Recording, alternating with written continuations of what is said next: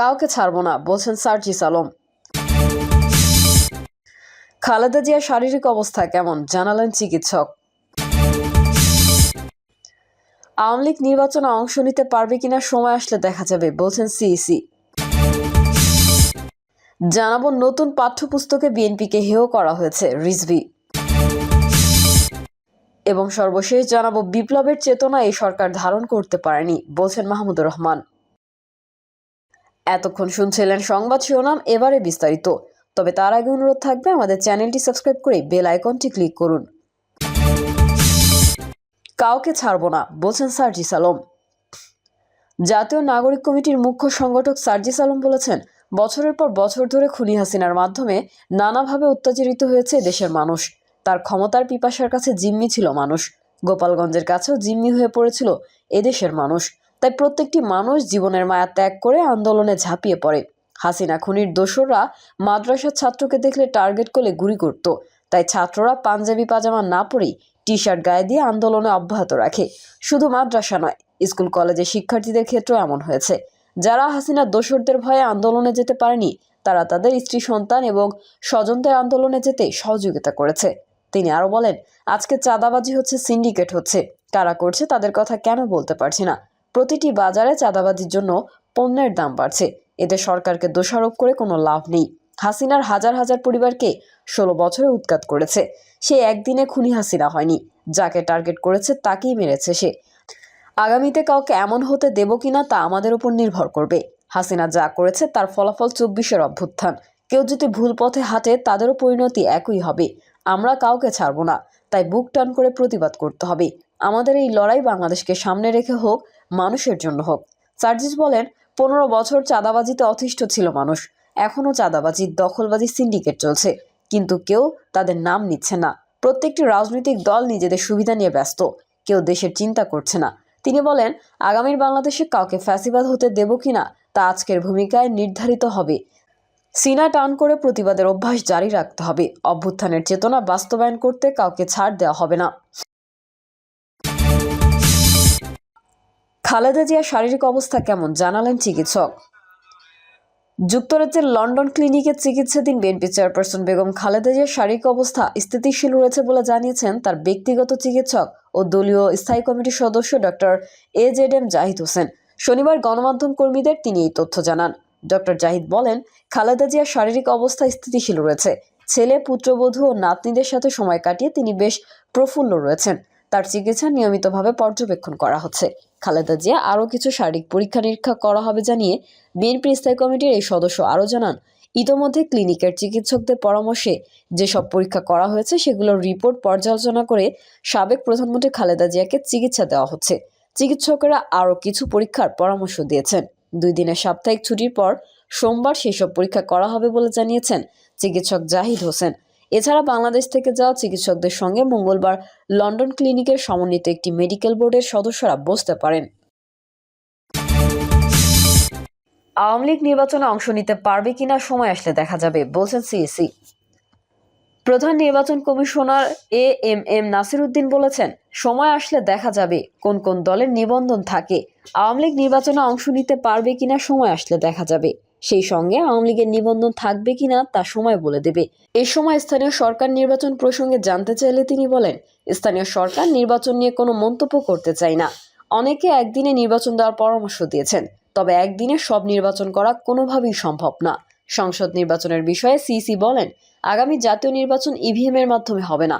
প্রধান উপদেষ্টার দেওয়া সময় অনুযায়ী নির্বাচন করার জন্য কাজ করছি সিইসি, যা সুনির্দিষ্ট নীতিমালার মধ্যে দিয়ে হবে। এবার নির্বাচনে প্রবাসীরা অংশ নিতে পারবেন। নতুন পাঠ্যপুস্তকে বিএনপিকে হেয় করা হয়েছে রিজভী। গণ আন্দোলনে আওয়ামী লীগ সরকারের পতনের পর নতুন বছরের জন্য তৈরি পাঠ্যপুস্তকে বিএনপি সম্পর্কে ভুল তথ্য ছড়ানো হচ্ছে বলে অভিযোগ করেছেন দলটির সিনিয়র যুগ্ম মহাসচিব রুহুল কবির রিজভী। রিজভী বলেন, কিছু বিষয় এমনভাবে বলা হয়েছে যাতে বিএনপিকে হেয় করা হয়েছে। নতুন শিক্ষাবর্ষে নতুন করে ছাপানো নবম দশম শ্রেণীর পৌরনীতি ও নাগরিকতা বইয়ের 73 নম্বর পৃষ্ঠায় গণতন্ত্র, রাজনৈতিক দল ও নির্বাচন ব্যবস্থা অধ্যায়ে বিএনপি সেনা ছাউনিতে জন্ম বলে উল্লেখ করা হয়েছে। এর মধ্যে দিয়ে বিএনপিকে হেয় করা হচ্ছে বলে অভিযোগ করেন তিনি।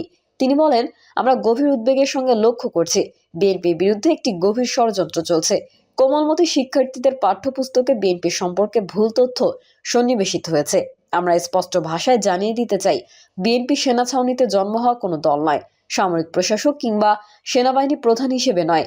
ঢাকার রমনা রেস্তোরাঁয় এক সংবাদ সম্মেলন 1978 সালের 1 সেপ্টেম্বর শহীদ প্রেসিডেন্ট জিয়াউর রহমান যখন বিএনপি গঠনের ঘোষণা দিয়েছিলেন, তখন তিনি ছিলেন দেশের নির্বাচিত প্রেসিডেন্ট। সুতরাং বিএনপি সেনা ছাউনিতে গঠিত হয়েছে, এই তথ্য ইতিহাস বিকৃত ছাড়া কিছুই নয়। রিজভী বলেন, নতুন শিক্ষাবর্ষে পরিমার্জিত নতুন করে ছাপানো নবম-দশম শ্রেণী পৌরনীতি ও নাগরিকতা বইয়ের 73 নম্বর পৃষ্ঠার গণতন্ত্রের রাজনৈতিক দল ও নির্বাচন ব্যবস্থার অধ্যায়ে বাংলাদেশ আওয়ামী লীগ সম্পর্কে হাসিনার অলিগাররা লিখেছেন, আওয়ামী লীগ এদেশের সবচেয়ে বৃহত্তম রাজনৈতিক দল। আর বিএনপিকে নিয়ে অতিকথন, অপপ্রচার ও কুৎসা রটানো বিরতিহীন যে ধারাভাষ্য চালানো হয়েছে শেখ হাসিনা 16 বছরে, তারই প্রতিফলন এখনও আমরা দেখছি পাঠ্যপুস্তকে। এ সময় জাতীয় শিক্ষাক্রম ও পাঠ্যপুস্তক বোর্ডের ভেতরে বাইরে সহ সব পর্যায়ে থেকে ফ্যাসিবাদের দোসরদের চিহ্নিত করে তাদের বিরুদ্ধে কঠোর আইনগত ব্যবস্থা নেওয়ার দাবি জানান বিএনপির এই নেতা। তিনি বলেন, আমরা সংশ্লিষ্ট মহলকে আহ্বান জানাই, দ্রুত পাঠ্য বই সংশোধন করে কোমলমতি শিক্ষার্থীদের সামনে ইতিহাসের নিরপেক্ষ ও সঠিক তথ্য তুলে ধরতে। নিত্য প্রয়োজনীয় দ্রব্যমূল্যের ঊর্ধ্বগতি নিয়ন্ত্রণে অন্তর্বর্তী সরকার ব্যর্থ হচ্ছে উল্লেখ করে রিজভী বলেন, মরার উপর খাড়ার ঘা হিসেবে চলতি 2024-25 অর্থ বছরের মাঝপথে এসে শতাধিক পণ্য ও সেবার উপর মূল্য সংযোজন কর বা ভ্যাট এবং সম্পূরক শুল্ক বাড়িয়েছে সরকার।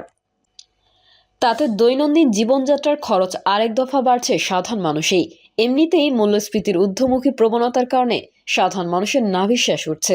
তিনি বলেন, জনগণ অন্তর্বর্তী সরকারকে সফল দেখতে চায়, তবে অন্তর্বর্তী সরকার নিজেরা নিজেদেরকে সফল দেখতে চায় কিনা মানুষের ক্ষুধা নিবৃত্তির কার্যক্রমের মাধ্যমে সেটি তাদের প্রমাণ করতে হবে। বিপ্লবের চেতনা এই সরকার ধারণ করতে পারেনি, বলছেন মাহমুদুর রহমান। আমার দেশ পত্রিকার সম্পাদক মাহমুদুর রহমান বলেন, একটা বিপ্লবের মধ্যে দিয়ে আমরা নতুন দেশ পেয়েছি, কিন্তু সেই বিপ্লবের চেতনা এই সরকার ধারণ করতে পারেনি। তিনি বলেন, বর্তমান সরকারের উচিত ছিল ক্ষমতায় বসার পর দেশে শুদ্ধি একটা অভিযান করা। তা না করে তারা হঠাৎ পণ্যের উপর ভ্যাট বাড়িয়ে দিয়েছেন। কিন্তু ভ্যাট বাড়ানোর আগে সকল স্টেক হোল্ডারদের সঙ্গে তাদের পরামর্শের প্রয়োজন ছিল। যেখানে গরিবের কষ্ট হবে না সেই জায়গায় ভ্যাট বাড়ানো উচিত ছিল। কিন্তু ওষুধের ওপর কেন ভ্যাট বাড়ালেন? কারণ তারা বিপ্লবের চেতনা ধারণ করতে পারেন নাই। এগুলো হলো এই সরকারের দুর্বলতা। তিনি আরো বলেন, 2013 সালে যারা শহীদ হয়েছিলেন আমরা অনেকেই মনে করেছিলাম আন্দোলন বিফলে গেছে, কিন্তু না, সেই আন্দোলনের বিজয় 2024 সালে এসেছে। তাদের বিপ্লবের সফল হয়েছে তাদের পরবর্তী প্রজন্মের মাধ্যমে। সেই আদর্শ ধারণ করে 11 বছর পর শিক্ষার্থীদের মাধ্যমে ভারতের সাম্রাজ্যবাদের পতন হয়েছে। কিন্তু শেখ হাসিনা পালিয়ে গেলেও ফ্যাসিবাদ মুক্ত হয়নি দেশ, কারণ যারা তাকে ফ্যাসিবাদ হতে সহায়তা করেছিল তারা এখন আওয়ামী লীগের বদলে অন্য দলের ওপর সওয়াব হবে। তাদের প্রতিহত করতে হবে। আমাদের বিভাজনের রাজনীতিকে কবর দিতে হবে, তার উত্থান হতে দেওয়া যাবে না। সেজন্য ঐক্যবদ্ধ থাকতে হবে। কোনো বিদেশি শক্তিকে অভ্যন্তরীণ রাজনীতি কুক্ষিগত করতে দেওয়া হবে না। প্রিয় দর্শক, এই ছিল এখনকার সর্বশেষ সংবাদ। আপডেট সংবাদ পেতে চ্যানেলটি সাবস্ক্রাইব করে বেল আইকনটি ক্লিক করুন। কমেন্টে আপনার মতামত জানিয়ে আমাদের সাথেই থাকুন। ধন্যবাদ সবাইকে। আল্লাহ হাফেজ।